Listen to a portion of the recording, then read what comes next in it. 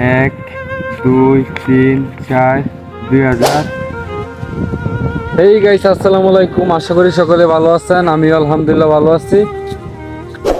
তো আজকে আমার যে ব্লগটা, আসলে আমি আজকে এই দিনটার অপেক্ষায় ছিলাম এতদিন, কারণ অনেক দিন পরে ফেসবুকে নতুন করে একটা ব্লগ নিয়ে আসলাম।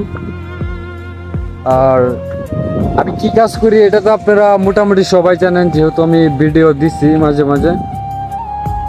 এখন আমি এক মাসে কত টাকা ইনকাম করি এটা তো আপনারা জানেন না।